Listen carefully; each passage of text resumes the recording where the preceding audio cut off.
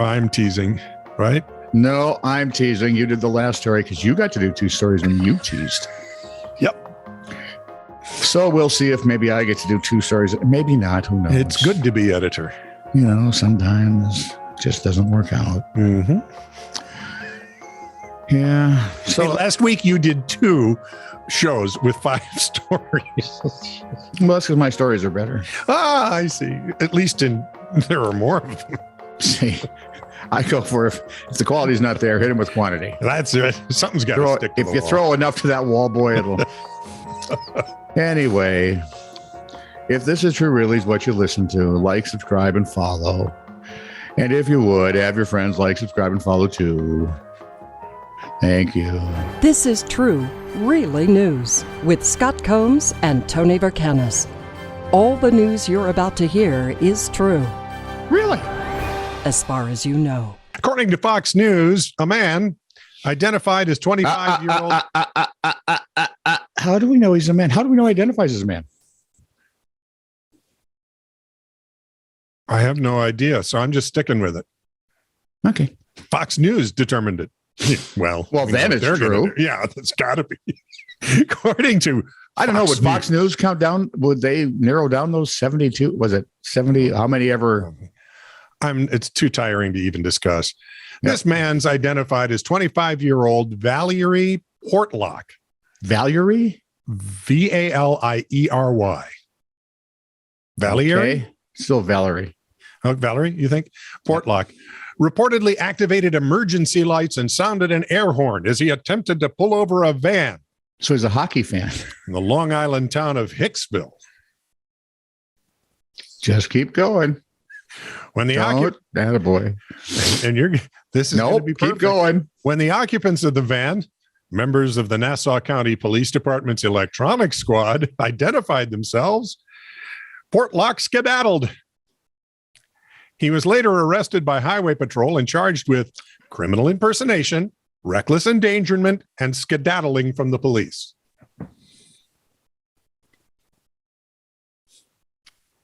Skedaddling. Skedaddle. Sure. So, well, it wasn't a trundle. No, because trundling would be, and if you meander, then you look too way too no slow. meandering. He had to skedaddle. I suppose he could have sauntered at a quick. No. Sauntering is about being seen. Skedaddling is about running away. Way too casual. Yeah. So you may not know this, but cricket is a big deal in the world. I've heard. I don't know. I saw the Disney movie. I thought Jiminy was fine. I don't know what the big deal was, but Patrick Reed said the only reason anyone ever plays cricket is so they can drink gin and tonics all day. So it's like bowling. Exactly. A fake version of cricket's Indian Premier League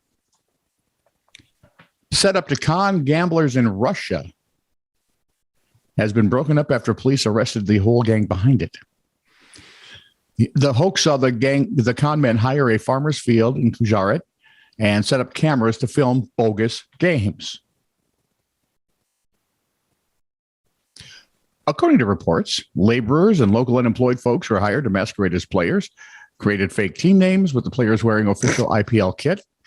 The games were then streamed live on YouTube to unsuspecting betting operations in Russia. Finally, someone's going after those guys. So finally, something in Russia's red again. I don't know why the police stopped them. The Times of India reports that a local man who could do a good impersonation of commentator Harsha Bogle, must be there, was brought in to add authenticity to the footage. Crowd noise sound effects downloaded from the internet made the ambiance appear authentic, said the paper. The top cop official in the Mashana district said 4 men have been arrested in connection with the hoax. They had umpires with walkie-talkie sets to officiate as they have in the IPL and international cricket circles. The setup was good enough to trick unsuspecting people into believing it was a genuine cricket league, by gum.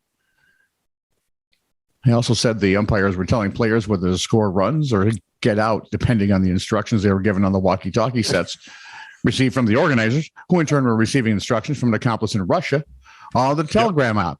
So betting on cricket, of course, is a bit of the illegal in India, which is odd because I'm betting billions of dollars pass hands for every big game. Oh, Yeah. The 4 arrested have been charged with criminal conspiracy and the worst thing possible. Gambling. The IPL, by the way, is the world's richest T20 league and was embroiled in its own illegal betting scandal back in 2013, which led to 2 suspensions for its Chennai and Rajasthan franchises. I remember hearing about that. That was a big deal. Yeah. The 10-team league's media rights for the next 5 years fetched the organizing Indian Cricket Board about $5.2 billion, whatever they spend. Do they still do pounds sterling? Who? India? I don't know what their monetary. They got $5.2 billion of something, and it wasn't pesos, senor. Huh? Maybe it was cobra snakes. So my guess is gambling was a big deal, even though it's Illegal. You can't do that in India. Most bread names are self-explanatory. See, he gets to do 2 stories again. Cinnamon raisin, sandwich wheat, potato bread. Have you ever asked yourself what exactly is pumpernickel? What is pumpernickel? Yeah, well, I love pumpernickel. Why does that sound like we're doing Jeopardy all of a sudden? Where does please phrase your answer in the form of a scientific proof. Thank you. In any case, it's originally from Germany. Most everybody, I think, knows that. And it combines rye flour, molasses, and sourdough starter for a dough that bakes at low heat for a whole day. Now, authentic pumpernickel is one of the greatest tasting breads on the planet. And it's fun to say. Yeah. American pumpernickel? American pumpernickel bakers often speed up the process by using yeast and wheat flour, which makes for a lighter loaf that reduces or altogether removes pumpernickel's side effect. Pumpernickel has a side effect? Flatulence. This gas-producing effect did not go unnoticed by the German bakers of yore. Pumpern means German bakers of yore? Yeah, in the hinterlands of Gary, where all the German bakeries were trying too hard, though. Of yore. And so nickel means goblin or devil. Pumpern means to break wind. So the wonderful pumpernickel bread you're eating is literally called devil's fart. Satan smell. And it would be Lucifer's linger. Ooh, I was looking for the L. That was great. That was very, very, very good. Thank you. Beelzebub's boo-boo. I've run out of Satan names now. Okay. New Zealand's Ministry for Environment. Oh, I'm sorry. You weren't done? No, I was. I thought so. I'm going to do 2 stories this time. Okay, do 2 stories. See if I care. New Zealand, which I learned on my trip to Hawaii, is the southernmost tropical island. Yep. I didn't know that. Honestly. I thought it was like Australia North. Sorry. But Australia is a continent. The only thing I knew about New Zealand is Christchurch, Ray Comfort, and Lydia Ko are from there. Mm-hmm. And Lydia's getting married, by the way. Oh, she's off the market. She's marrying up. Oh, how do you mean? She is marrying the heir apparent to the Hyundai enterprise. Ooh, wow. Oh, well, I think he's marrying up. I do too. She's a catch. She's my hero. Yep. If I grow up, I want to be just like her, except for, the part about being a girl. And actually, I just want to be able to golf like her. Well, you have to start by wearing the uniform. New Zealand, I am not wearing a skirt. I suppose I could call it a kilt. That's what I do. I mean, for 2 weeks while they're when they go to Britain for that couple of weeks, I could fit right in. New Zealand's Ministry of Environment. That's a really nice sun kilt you have on there. Oh, do you like it? I like the floral pattern. Get away from me. New Zealand's Ministry for Environment recently proposed a plan to help curb the country's greenhouse gas emissions. According to a Reuters report, the gist of which is charging farmers for cow burps. Oh, for Pete's sake. The country is home to 5 million people, but twice that many cattle. Yep, that's true. 26 million sheep pitch in. Mm-hmm. Almost half of its greenhouse gas emissions come from agriculture. Frickin' agras. Even so little culture. Even so, agricultural gases have so far been exempted from the country's emissions trading program. I suppose next they're going to outlaw pumpernickel bread. God, we are a stupid species. They probably already have. Yeah, yeah. Starting in 2025, we'll be only 500 years away from a great song.